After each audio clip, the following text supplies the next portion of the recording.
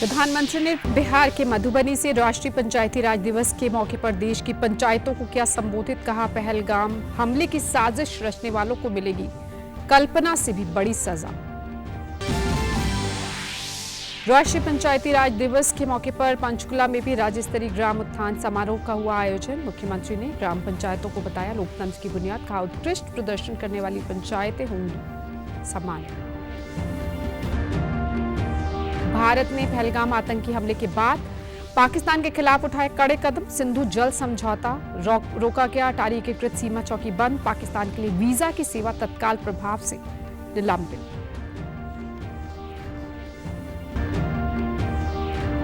और पहलगाम में हुए आतंकी हमले के विरोध में प्रदेश के विभिन्न स्थानों पर लोगों ने किया रोष प्रदर्शन। केंद्र सरकार से आतंकियों के खिलाफ की सख्त कार्रवाई की मांग।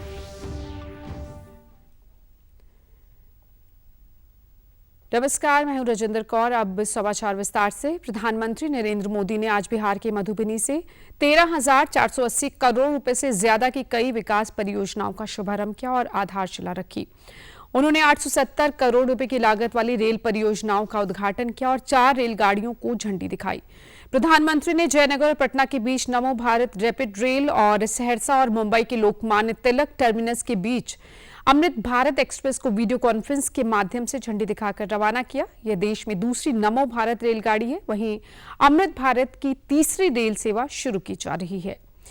प्रधानमंत्री मोदी ने अपने संबोधन से पहले जम्मू कश्मीर के पहलगाम में हुए आतंकी हमले में जान गंवाने वाले लोगों को श्रद्धांजलि दी। इसके बाद उन्होंने कहा कि देश के दुश्मनों ने भारत की आस्था पर हमला करने का दुस्साहस किया है। मैं बहुत स्पष्ट शब्दों में कहना चाहता हूं कि जिन्होंने यह हमला किया है उन आतंकियों को और इस हमले की साजिश रचने वालों को उनकी कल्पना से भी बड़ी सजा मिलेगी। निहत्थे पर्यटकों पर नहीं हुआ है, देश के दुश्मनों ने भारत की आत्मा पर हमला करने का दुस्साहस किया है। मैं बहुत स्पष्ट शब्दों में कहना चाहता हूं, जिन्होंने ये हमला किया है उन आतंकियों को और इस हमले की साजिश रचने वालों को उनकी कल्पना से भी बड़ी सजा मिलेगी। प्रधानमंत्री नरेंद्र मोदी ने कहा कि आज पंचायती राज दिवस के मौके पर पूरा देश मिथिला से बिहार से जुड़ा है। बिहार वो धरती है जहां से पूज्य बापू ने सत्याग्रह के मंत्र का विस्तार किया था। पूज्य बापू का दृढ़ विश्वास था कि जब तक भारत के गांव मजबूत नहीं होंगे तब तक भारत का तेज विकास नहीं हो पाएगा। देश में पंचायती राज की परिकल्पना के पीछे यही भावना है। बीते दशक में पंचायतों को सशक्त करने के लिए एक के बाद एक कदम उठाए गए हैं। टेक्नोलॉजी के माध्यम से भी पंचायतों को मजबूत किया गया है।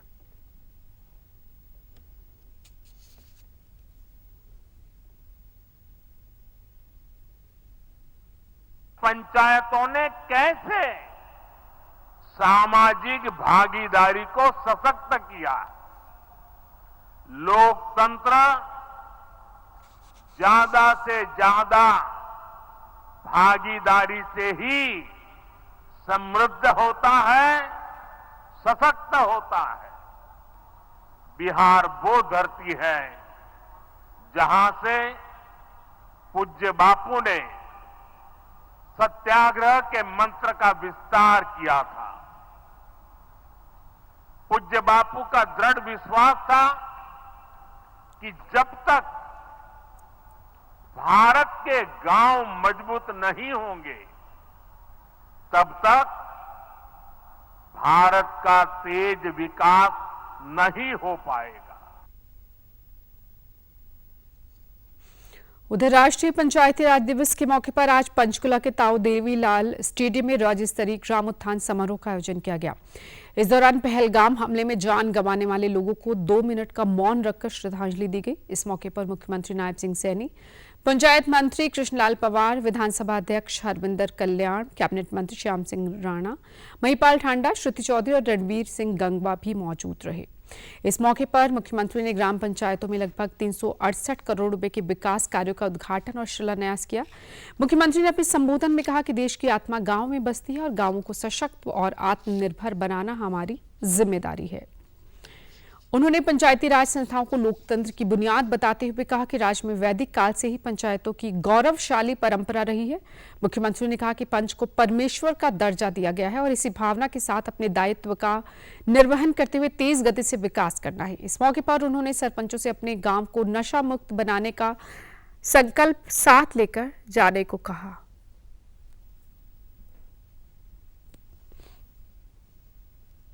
आज इस पंचायती राज दिवस के ऊपर हम इसलिए एकत्र आए हैं कि ये पंच हमारा पंच परमेश्वर है। उस भावना से हमने गांव का विकास करना है, उसको आगे बढ़ाना है।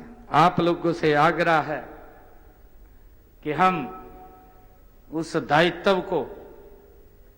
दायित्व को सशक्त और मजबूत करते हुए गांव के विकास के अंदर गति से उसको आगे बढ़ाने का काम करें। संस्कृति हमारी परंपरा और आत्मनिर्भर भारत का आधार है। जब गांव मजबूत होता है तभी देश मजबूत होता है। जब पंचायतें सशक्त होती हैं तभी लोकतंत्र जीवंत होता है। मुख्यमंत्री ने कहा कि राज्य में शिक्षा, स्वास्थ्य जैसे बुनियादी क्षेत्रों में बेहतरीन प्रदर्शन करने वाले गांव को सीएम जागृत ग्राम पुरस्कार योजना के तहत सम्मानित किया जाएगा। प्रथम आने वाले गांव को विकास के लिए 51 लाख रुपए का इनाम दिया जाएगा। मुख्यमंत्री ने कहा कि सरकार सरपंचों को स्मार्ट गांव का भ्रमण भी करवाएगी। सरकार गांवों को सशक्त बनाने के लिए तत्पर है और उनके विकास के लिए धन की कोई कमी नहीं रहने दी जाएगी। सरकार पंचायतों को ज्यादा अधिकार दे रही है। जुलाई 2024 से लेकर अब तक पंचायतों को विभिन्न कार्यों के लिए 3,566 करोड़ रुपए की राशि जारी की गई है। ग्राम पुरस्कार योजना का हमने शुभारंभ किया है। उसके ऊपर एक बुक भी लॉन्च की है। जनसंख्या के अनुसार शीर्ष प्रदर्शन करने पर हमने जो मुख्यमंत्री जागृत ग्राम पुरस्कार योजना का आज शुभारंभ किया है, इसके माध्यम से जो गांव फर्स्ट आएगा उसको हम 51 लाख रुपए की विकास कार्यों के लिए उसको सम्मानित करें। जो द्वितीय स्थान पर आएगा उसको 31 लाख रुपया देंगे और जो तृतीय स्थान पर आएगा उसको 21 लाख रुपए देने का काम हमारी सरकार 3,566 करोड़ रुपए की राशि पंचायतों के खाते में पहुंचाने का काम हमारी सरकार ने किया। समारोह के दौरान मुख्यमंत्री ने स्टाम्प ड्यूटी का अंश जिला परिषदों, पंचायत समिति और ग्राम पंचायतों को 572 करोड़ से अधिक रुपए हस्तांतरित किए। मुख्यमंत्री ने 511 ग्राम पंचायतों में महिला चौपालों की मरम्मत के लिए 18 करोड़ से ज्यादा की धनराशि जारी की। साथ ही मुख्यमंत्री ने सम्मेलन के दौरान 40,000 से ज्यादा नए लाभार्थियों को सामाजिक सुरक्षा पेंशन का वितरण भी किया। वहीं पंचायती राज दिवस के मौके पर मुख्यमंत्री जागृत ग्राम पुरस्कार योजना और मेरा गांव मेरी धरोहर नामक 2 पुस्तकें भी लॉन्च की गई। केंद्रीय गृह मंत्री अमित शाह और विदेश मंत्री एस जयशंकर ने आज राष्ट्रपति द्रौपदी मुर्मू से मुलाकात की। इस दौरान उन्होंने राष्ट्रपति को जम्मू कश्मीर के पहलगाम में पर्यटकों पर हुए हमले के संबंध में जानकारी दी। साथ ही ताजा हालात पर भी चर्चा की। वहीं सेना प्रमुख उपेंद्र द्विवेदी कल जम्मू कश्मीर का दौरा करेंगे। इस दौरान वे पहलगाम हमले के मद्देनजर सुरक्षा स्थिति की समीक्षा करेंगे। भारत ने पहलगाम आतंकी हमले के बाद पाकिस्तान के खिलाफ कड़े कदम उठाए हैं। पाकिस्तान के साथ 1960 का सिंधु जल समझौता रोक दिया गया है और तत्काल प्रभाव से अटारी एकीकृत सीमा चौकी बंद कर दी गई है। कल प्रधानमंत्री के आवास पर हुई सुरक्षा पर मंत्रिमंडलीय समिति की बैठक में समग्र सुरक्षा स्थिति की समीक्षा की गई और सभी सुरक्षा बलों को कड़ी सतर्कता बरतने के निर्देश दिए गए। बैठक के बाद विदेश सचिव विक्रम मिस्री ने बताया कि सार्क वीजा छूट योजना के तहत पाकिस्तानी नागरिकों को भारत आने की अनुमति नहीं मिलेगी। उन्हें पहले से जारी वीजा अब रद्द माने जाएंगे। इस वीजा के तहत भारत में रह रहे पाकिस्तानी नागरिकों को 48 घंटे के अंदर भारत छोड़ना होगा। उन्होंने बताया कि नई दिल्ली में पाकिस्तानी उच्चायोग में रक्षा, सैन्य, नौसेना और वायुसेना सलाहकारों को 1 सप्ताह के अंदर भारत छोड़ना होगा। भारत भी अपने रक्षा, सैन्य, नौसेना और वायुसेना सलाहकारों को इस्लामाबाद में भारतीय उच्चायोग से वापस बुलाएगा। दोनों देशों के उच्चायोगों में ये पद रद्द माने जाएंगे। उच्चायोगों से सलाहकारों के 5 सहयोगी कर्मचारियों को भी हटाया जाएगा। 1 मई तक उच्चायोगों में कर्मचारियों की संख्या 55 से कम कर 30 की जाएगी। Indus Waters Treaty of 1960 will be held in abeyance with immediate effect until Pakistan credibly and irrevocably abjures its support for cross-border terrorism. The integrated checkpost Atari will be closed with immediate effect. Those who have crossed over with valid endorsements may return through that route before 1 May 2025. Pakistani nationals will not be permitted to travel to India under the SAARC visa exemption scheme visas. Any SVAS visas issued in the past to Pakistani nationals are deemed cancelled. The Defence, Military, Naval and Air advisors in the Pakistani High Commission in New Delhi are declared persona non grata. They have a week to leave India. India will be withdrawing its own Defence, Navy and Air advisors from the Indian High Commission in Islamabad. ये गौर किया गया कि यह हमला जम्मू कश्मीर में सफल चुनाव और राज्य में तेजी से हो रहे आर्थिक वृद्धि और विकास को देखते हुए किया गया। पूरे विश्व में विभिन्न देशों की सरकारों ने भारत के साथ एकजुटता व्यक्त की है और एक स्वर से इस आतंकी हमले की निंदा की है। मंत्रिमंडलीय सुरक्षा समिति ने आतंकवाद को कतई बर्दाश्त न करने के इस फैसले की सराहना की। इस बीच भारत ने पाकिस्तानियों के लिए वीजा की सेवा को तत्काल प्रभाव से निलंबित कर दिया है। भारतीयों को भी पाकिस्तान न जाने की सलाह दी गई है। वहीं आज पहलगाम की घटना को लेकर नई दिल्ली स्थित संसद भवन परिसर में सर्वदलीय बैठक हो रही है। उधर पहलगाम में आतंकियों के हमले में जान गंवाने वाले नौसेना लेफ्टिनेंट विनय नरवाल का कल करनाल में सैन्य सम्मान के साथ अंतिम संस्कार किया गया। अंतिम संस्कार में मुख्यमंत्री नायब सिंह सैनी, विधानसभा अध्यक्ष हरविंदर कल्याण, भाजपा प्रदेश अध्यक्ष मोहनलाल बड़ौली, पंजाब के वित्त मंत्री हरपाल सिंह चीमा समेत अनेक लोगों ने विनय को श्रद्धांजलि अर्पित की। विनय की बहन ने मुखाग्नि दी। इस मौके पर नौसेना की ओर से सैन्य सलामी दी गई। भारत माता के जयकारों के साथ लेफ्टिनेंट विनय नरवाल को अंतिम विदाई दी गई। इस दौरान मुख्यमंत्री ने कहा कि इस कायरतापूर्ण हमले ने मानवता को नुकसान पहुंचाया है। जिन्होंने ये हमला किया है वो बचेंगे नहीं। उनके खिलाफ सख्त से सख्त कार्रवाई की जाएगी ताकि वे दोबारा ऐसा करने का साहस ना जुटा सके। उन्होंने कहा कि विनय नरवाल बहादुर जवान थे। परमपिता परमात्मा से प्रार्थना करता हूं कि उन्हें अपने श्री चरणों में स्थान दे। हरियाणा सरकार पीड़ित परिवार के साथ खड़ी है। हरियाणा सरकार पूर्ण रूप से विनय नरवाल के साथ और उनके परिवार के साथ खड़ी है। मैं परमपिता परमात्मा से यही प्रार्थना करूंगा कि उस दिवंगत आत्मा को अपने चरणों में स्थान दे। जिन लोगों ने इस घटना को अंजाम दिया है उसके पीछे कौन लोग हैं और किन की वो इतनी बड़ी घटना को अंजाम देने की जरूरत हुई है, जल्दी ही उसका कश्मीर के तमाम वो अपने मंसूबों में पूरे नहीं होंगे, उनके खिलाफ सख्त कार्रवाई होगी। विनय नरवाल की अंतिम यात्रा में शामिल नागरिकों ने कहा कि अब समय आ गया है कि सब राजनीतिक पार्टियों को एकजुट होकर इस तरह के आतंकवाद के खिलाफ खड़े होना चाहिए। ऐसी कायराना हरकत करने वाले आतंकियों को सख्त सजा मिले और उनके समर्थन में बोलने वाले लोगों के खिलाफ भी सरकार को उचित कार्रवाई करनी चाहिए। तो समय आ गया है पाकिस्तान से बदला लेने का। हमारी सरकार को चाहिए, भारतीय सरकार मोदी सरकार को चाहिए यकीन से बदला ले। ये बार बार ऐसी हरकतें करते रहेंगे, कभी उड़ी का हमला, कभी पुलवामा का हमला, कभी हम पूछकर इन्होंने मारा है। कलमा पढ़ने आता है इसने पूछा है। अब ये हिंदू है, मुसलमान नहीं है, हिंदू है। इसको नाम चुन ले के है ना, इनको उंगलियों से उड़ाया इन्होंने। तो इनके खिलाफ कड़ी से कड़ी कार्रवाई होनी चाहिए। पार्टियों को एकजुट हो जाना चाहिए इनके खिलाफ और कड़ी से कड़ी इनको सजा दे ताकि आने वाले टाइम में ऐसे हरकत ना करे। इन लोगों को देशद्रोही घोषित कर देना चाहिए।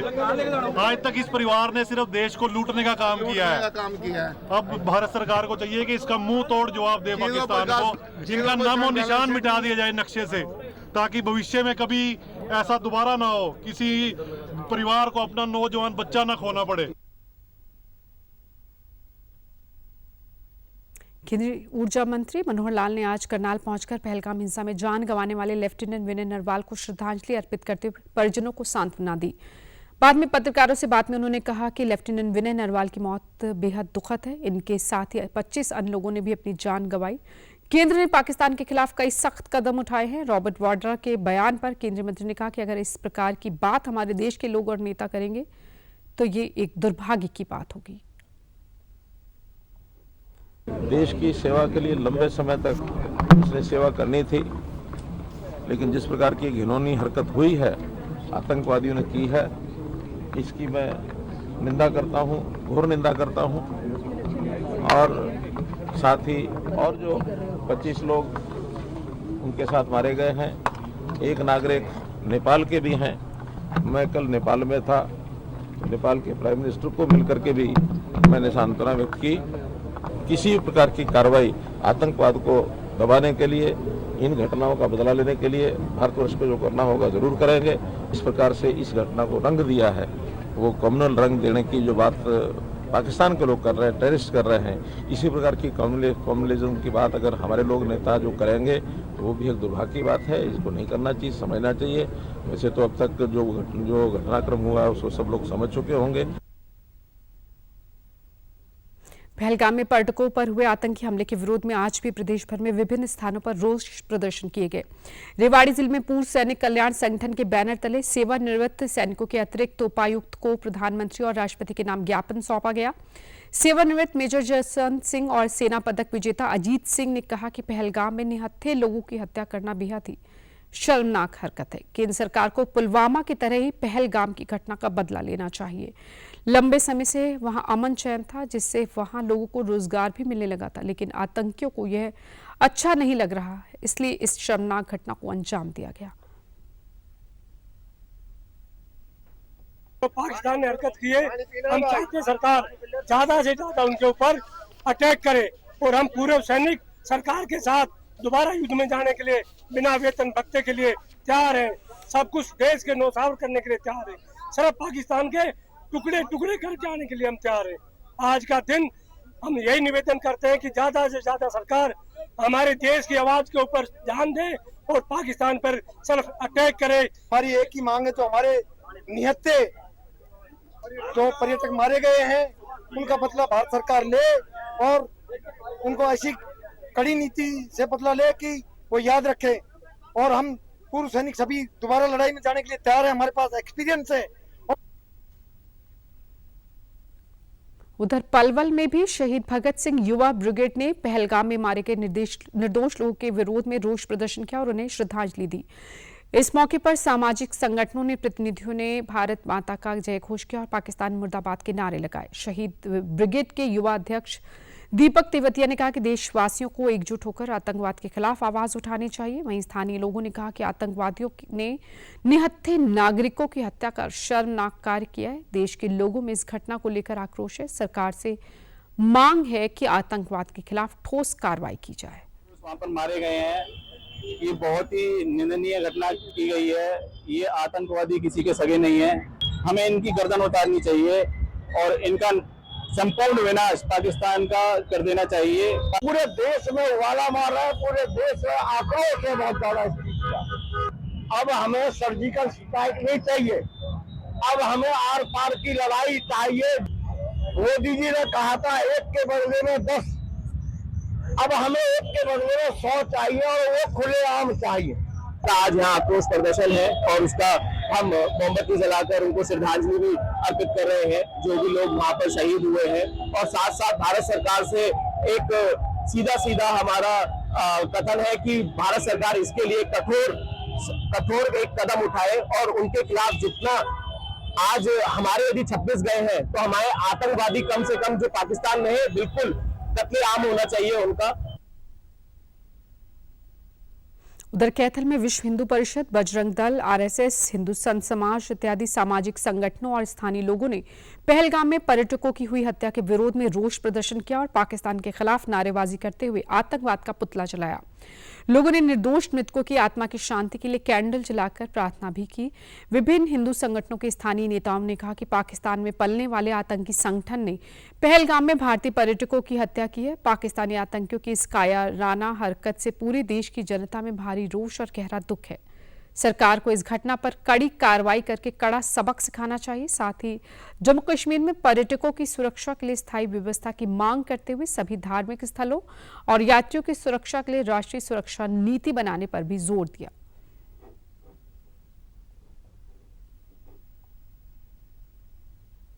पाकिस्तान के लिए एक बहुत बड़ी दुखद समाचार निश्चित मिलने वाला है, जो उन्हें सोए शेर की मांद में आंच डाला है। इस काली करतूत का उसको बख्शा नहीं जाएगा।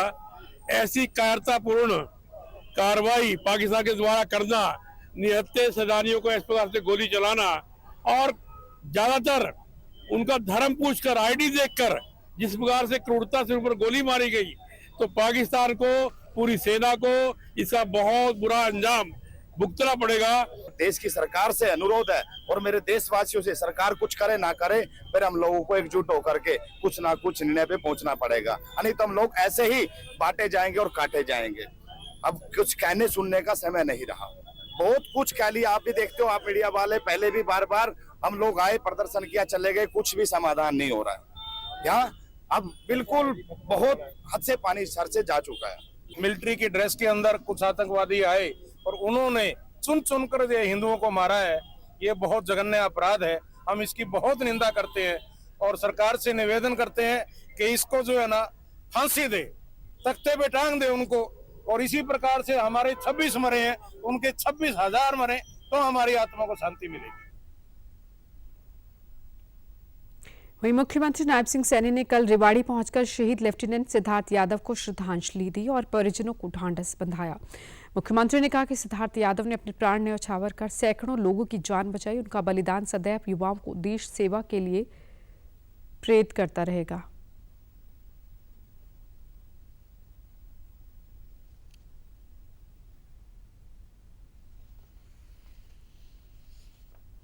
छोटी सी आयु में ही आकाश में ऊंचाइयों पर उनके परिजनों को सरकार हर संभव मदद करने में कभी पीछे नहीं रहेगी। भारत माँ के इस महान सपूत के बलिदान पर देश को गर्व है। जो उनकी एक ख्वाहिश थी, घटनाएं वो घटी है और जाते जाते भी उसने सैकड़ों लोगों की जान को बचाया। ऐसे दिवंगत आत्मा को मैं नमन करता हूँ।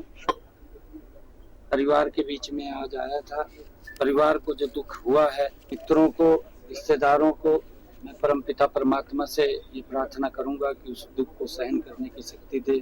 और देखिए, मांग पत्र दिया है और सरकार की तरफ से पूर्ण रूप से सरकार परिवार के साथ है, हमने कहा है। और जो भी उसके अंदर मांगे होगी वो देख करके विभाग से उसको भेज करके जहां वो पूरी होने की होंगी उसको अवश्य। आपको बता दें कि 2 अप्रैल को फ्लाइट लेफ्टिनेंट सिद्धार्थ यादव का जैगुआर लड़ाकू विमान गुजरात के जामनगर में प्रैक्टिस मिशन के दौरान उड़ान भरने के बाद शहर से करीब 12 किलोमीटर दूर सुवर्ता गांव के मैदान में क्रैश हो गया था। आगे बढ़ते हैं। केंद्रीय सहकारिता राज्य मंत्री कृष्णपाल गुर्जर ने आज चंडीगढ़ में विकसित भारत अभियान के तहत सहकारिता के जरिए ग्रामीण अर्थव्यवस्था का रूपांतरण करने और किसानों का सशक्तिकरण विषय पर आयोजित 2 दिवसीय राष्ट्रीय सम्मेलन का शुभारंभ किया। इस दौरान प्रदेश के सहकारिता मंत्री डॉक्टर अरविंद शर्मा भी मौजूद रहे। सम्मेलन में मेरी समिति मेरा पोर्टल को भी लॉन्च किया गया। इस मौके पर संबोधित करते हुए केंद्रीय राज्य मंत्री ने कहा कि सरकार देश में सहकारी समितियों का तेजी से आधुनिकीकरण कर उनके कार्य क्षेत्र का विस्तार कर रही है। उन्होंने कहा कि अगले 5 सालों में ये सहकारी समितियां देश की अर्थव्यवस्था में $1 ट्रिलियन का योगदान देंगे। इसके बाद एक प्रेस वार्ता में कृष्णपाल गुर्जर ने कहा कि विकसित भारत के निर्माण के लिए ग्रामीण अर्थव्यवस्था को मजबूत करना जरूरी है। इसी कड़ी में सहकारी समितियों को ऑनलाइन कर उनकी दक्षता बढ़ाई जाएगी। इसे लेकर आज एक पोर्टल भी लॉन्च हुआ है। सरकार ने देश के ग्रामीणों को सहकार से समृद्धि का मूल मंत्र दिया है। देश के सहकारिता के आंदोलन में 60 नई पहलें की गई हैं और अगले 2 सालों में 2 लाख नए पैक्स बनाए जाएंगे। हरियाणा में भी 2500 पैक्स बनाने की समीक्षा की गई है। ट्रेनिंग देना, इससे दक्षता और कार्यकुशलता दोनों बढ़ेगी। अगर भारत को विकसित करना है 2047 तक, तो ग्रामीण अर्थव्यवस्था को यानी कि अन्नदाता किसान को मजबूत करना बहुत जरूरी है। इसलिए उन्होंने मंत्रालय बनाकर सहकार से समृद्धि, ये नया मूल मंत्र देश के ग्रामीणों को दिया। आप जानते हैं, जब सारा सिस्टम ऑनलाइन कंप्यूटरीकरण हो जाएगा तो हर चीज में ट्रांसपेरेंसी आएगी, काम करने की क्षमता बढ़ेगी, कार्यकुशलता आएगी। दूसरा काम जो किया, अभी देश में 1,06,000 पैक्स हैं। आदरणीय अमित शाह जी ने फैसला लिया कि अगले 5 साल में हम 2 लाख पैक्स और देश में बनाएंगे।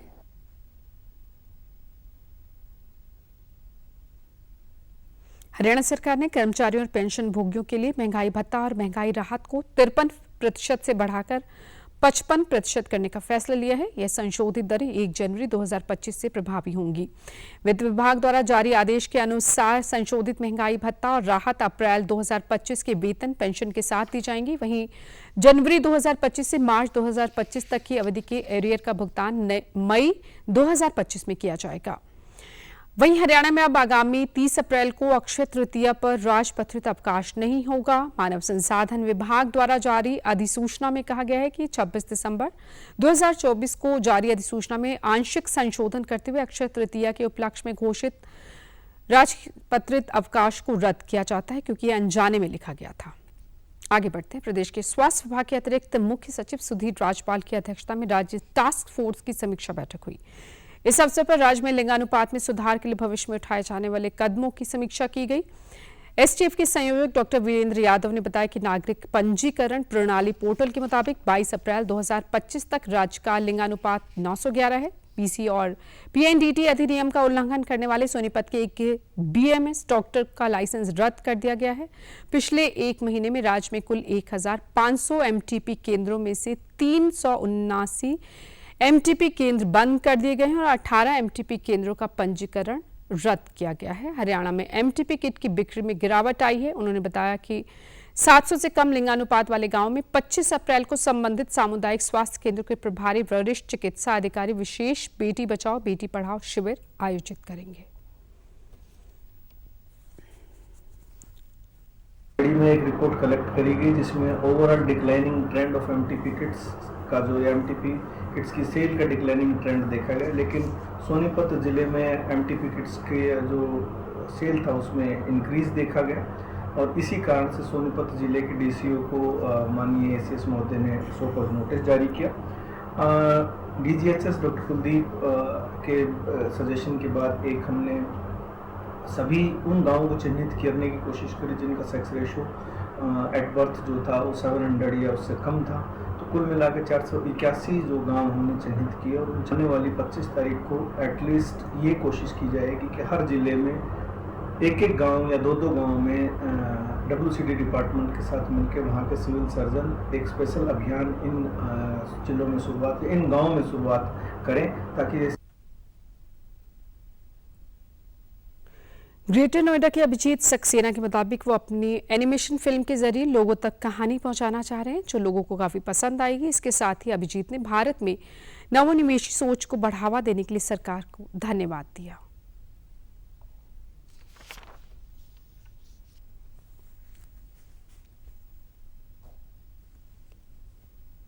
युवाओं को और सबको प्रेरणा भी देगी, पसंद भी आएगी। नाम इसका मैंने अराइज अवेक रखा है।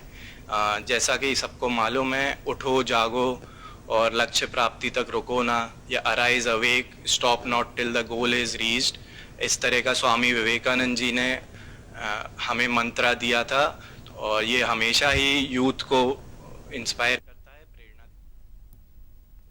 25 से 27 अप्रैल तक इंदिरा गांधी इंडोर स्टेडियम में दूसरी एशिया योगासन खेल चैंपियनशिप की भारत मेजबानी करेगा।